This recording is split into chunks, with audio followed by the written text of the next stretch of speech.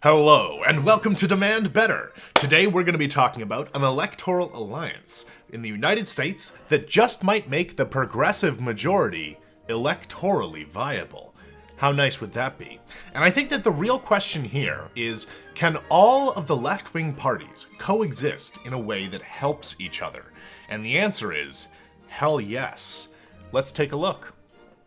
Structurally, third parties have been set up so that they cannot win a national election, but they absolutely can win local elections. In the past, there have been a great number, 119 in total, of third party and independent members of the United States House of Representatives. And yet, only 6 of them have been since 1961, because roughly around those times is when the Democrats and Republicans agreed to start rigging the elections in favor of each other, so that they had no competition outside of that. This is why, if you're not at least fighting at the local level, national level is completely impossible. A huge portion of third-party energy must be expended each election just to get on the ballot in enough states that they could theoretically be viable. But since votes that are not for the winner are not counted in the Electoral College or above the district level in the Congress, people tend to want their vote to have a chance of counting, and so they vote for established parties like Democrats and Republicans. Winning the election requires winning a majority in a majority of electoral districts, and right now, people feel like they've been unable to win a single district. They haven't gotten a single majority anywhere in the country. So why would voters think that they are a viable place to put their vote? You need to win locally in order to prove that you can win nationally.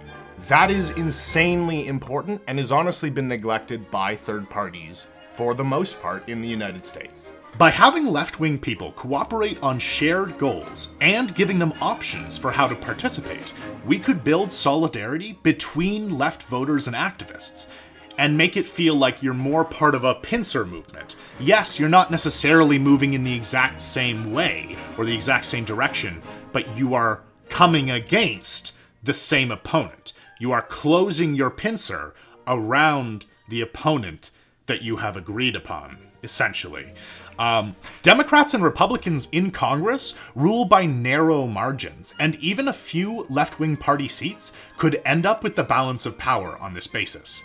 It either forces Republicans to prop up the corporate Democrats, which kind of reveals what the corporate Democrats are, or Dems will have to rely on third-party votes in order to have a House majority.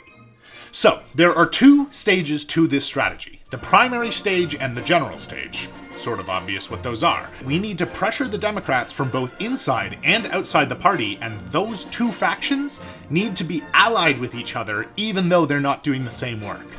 The primary stage happens, obviously, during the primaries. Basically, you have Justice Democrats, Working Families Party, Eco-Socialists, and whoever else makes sense runs candidates inside the Democratic Party, generally speaking, 1 per district, and tries to knock out whichever corporate Dem is in those ridings. Obviously, you want to target the worst corporate Dems who are in the safest ridings first, because that is where we have the most success with these strategies. During this time, the third parties will be organizing with the left Democratic nominee and try and get them elected. Now, while they are organizing, they should be spreading information about things like tenants unions, local left organizations, other unions, and other vehicles for further organizing outside the Democratic Party. That way, even if the leftist Democratic nominee doesn't win, we have spread information about the orgs that are able to put pressure on the Democratic Party, thus giving them the strength to do so. If the left candidate wins the primary, then all of these orgs make certain that they win the general, replacing a corporate Dem. Boom, we've already had some success in that sense. Those orgs unwilling to endorse, which it's fair, there are some orgs that are just going to be not interested in attaching themselves in any kind of partisan way to the Democratic Party.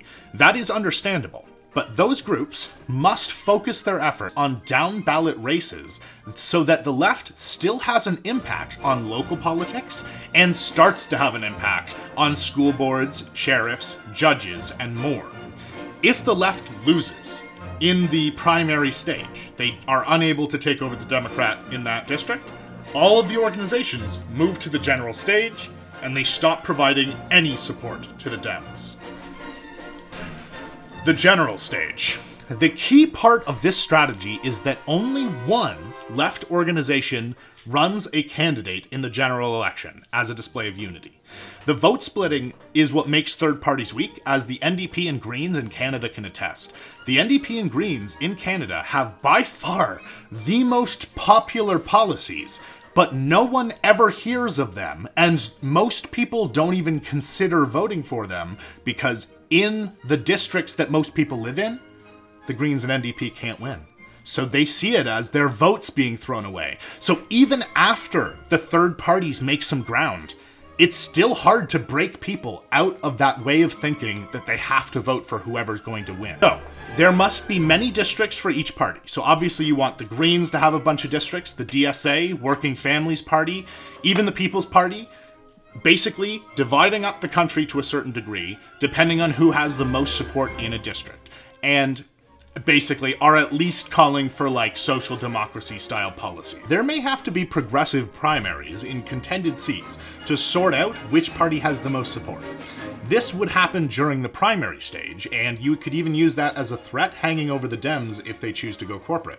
Essentially, if there's a like simultaneous election happening where the opponent for the Democrat will be picked, but that person won't run if you picked the left Democrat.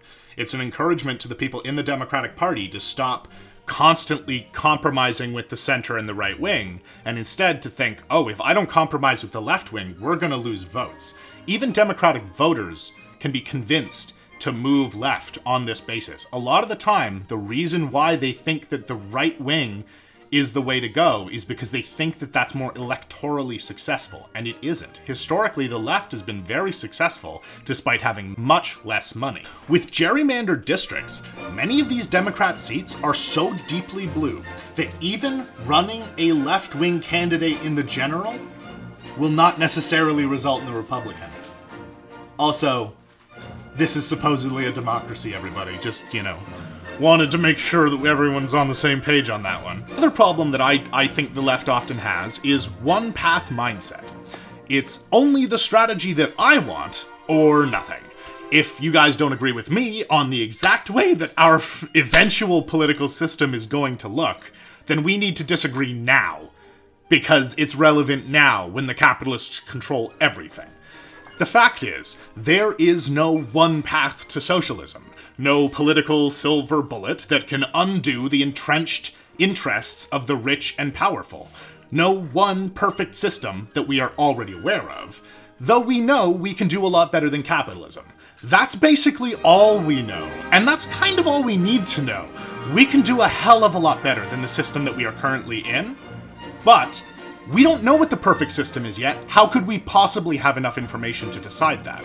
We need to push for more and more progress so that we can learn what it looks like, learn what works, and continue to move on from there. We must engage in multiple different strategies that complement each other and create a sense that we have political allies on the left, not rivals. Only once capitalist power has severely been reduced does it even make sense to start thinking of other leftists as rivals. We're all going up against the same capitalist system that actively seeks to divide us. So why do we keep giving the powerful what they want? Why do we keep dividing ourselves and pretending like there's no way we can work with each other because there are slight differences in our opinions? It's insane, and it's been holding back the majority of progressives, which is like the majority of Americans, for a very long time. And the final thing is I made a meme. It's not a good meme, but I've made one. Never thought I'd be canvassing side by side with a Sochdem. I know that's not what he sounds like, but that's as good as I can do. Alright? How about... I can do Legolas's accent even worse. How about side by side with a friend? I think that might have been Irish. I'm not sure. I am partially Irish, so I'm allowed to do that. Aye, I can do that.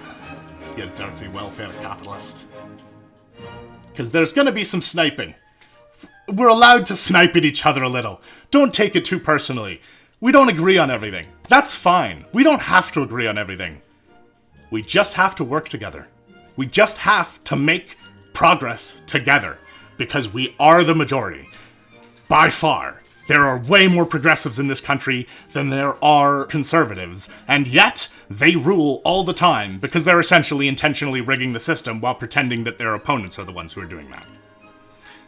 We need to start rigging the system for ourselves, and one way to do that is by cooperating in ridings so that there is less vote splitting and so that the Democrats have to start appealing to the left because they are literally so afraid of being primaried and or wrecked in the general election. This is a two-part strategy that could potentially make socialism happen in the United States. There's going to be a whole bunch of comments, I'm guessing, in the various comment sections, and I'm probably going to make a video that follows up for this one in an attempt to answer many of the comments that I see below. So if you are interested in giving me your opinion on this, whether you think it's a good idea, a bad idea, or if you have anything that you want to add to it, because absolutely, this is a very fluid idea right now. A lot of things could be added or taken away from it if they make sense. So please toss out your suggestions, please toss out your ideas, and I would love to hear them in the comment section below. Please like and or dislike the video. Actually, you can't do an and on that one. Just like or dislike the video. Share it, make it happen.